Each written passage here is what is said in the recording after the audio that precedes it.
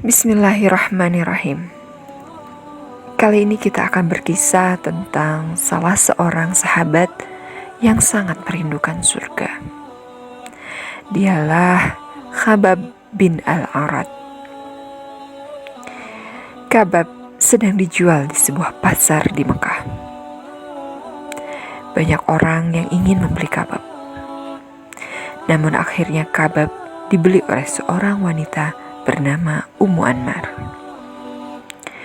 Ummu Anmar membeli Khabbab dan membawa dia pulang serta memberinya dia makan. Setelah itu, Khabbab dibawanya kepada tukang pandai besi. Khabbab disuruh untuk belajar memandai besi. Akhirnya Khabbab belajar memandai besi dengan sangat giat. Hari demi hari ia lalui. Khabbab begitu tekun. Dia bisa membuat pedang, tombak, dan tameng dengan sempurna. Si tukang pandai besi pun terkagum-kagum kepada Khabbab. Kemudian Ummu Anmar pun pergi ke sebuah pasar untuk menyewa sebuah kios.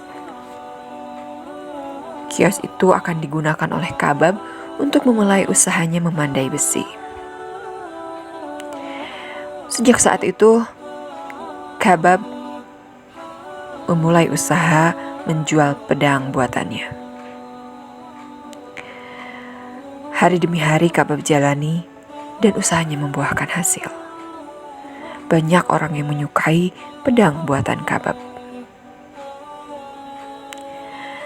Ummu Anmar pun tersenyum senang.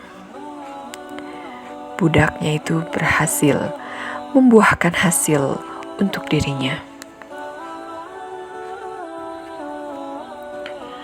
Suatu hari, Khabbab sedang melayani 2 orang pelanggan. Dia sedang memilihkan pedang terbaik yang dibuatnya. Saat Khabbab akan memberikan pedang tersebut, dia mendengar pelanggannya ini bercakap-cakap. Mereka bercerita bahwa ada seorang pemuda yang mengaku seorang nabi. Dialah Muhammad. Setelah Khabbab menyerahkan pedang pesanan pada pelanggan, Khabbab pun akhirnya menerima uang dari pelanggan. Dan para pelanggannya itu meninggalkan kios. Namun setelah itu Khabbab tertegun, memikirkan kembali percakapan mereka tadi. Muhammad, seorang nabi? Ini sungguh berita yang sangat menyenangkan. Aku harus segera menemuinya. Begitu gumam Khabbab. Setelah itu, Khabbab kemudian menutup kiosnya. Khabbab bergegas meninggalkan kios. Ia sangat bersemangat sekali untuk mencari kebenaran. Lalu Khabbab pun berjalan melewati rumah penduduk. Dia banyak bertanya di sana tentang kebenaran itu. Lalu akhirnya dia tiba di depan rumah Al-Arqam. Dan Khabbab pun langsung mengetuk pintu. Dibukakanlah pintu Al-Arqam itu untuk Khabbab. Dan akhirnya Khabbab masuk dan langsung bertemu dengan Muhammad. Khabbab langsung menangis dan mengulurkan tangan. Dia memeluk sang nabi. Dia ingin menjadi pengikut sang nabi. Dan sejak saat itu, Khabbab menjadi orang ke-6 yang masuk Islam.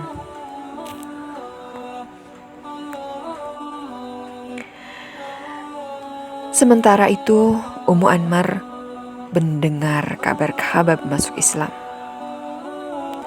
Ummu Anmar sangat kaget dan begitu marah. Wajahnya sangat geram.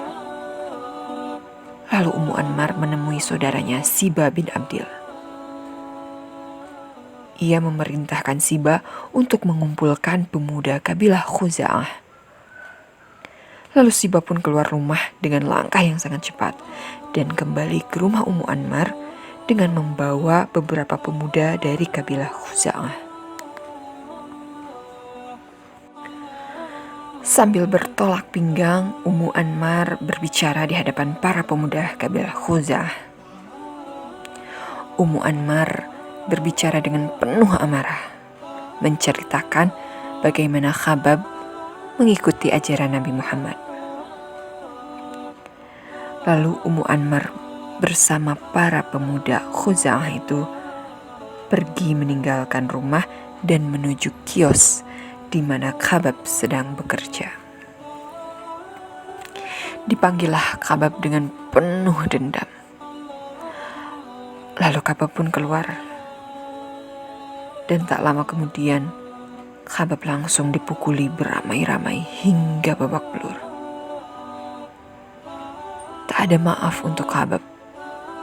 Namun, apa yang terjadi? Khabbab tetap teguh pada keislamannya hingga siksaannya berakhir. Demikianlah kisah Khabbab bin Al-Arat, sahabat yang masuk Islam ke-6. Semoga dari kisah Khabbab ini kita dapat mengambil hikmah. Terima kasih. Wassalamualaikum warahmatullahi wabarakatuh.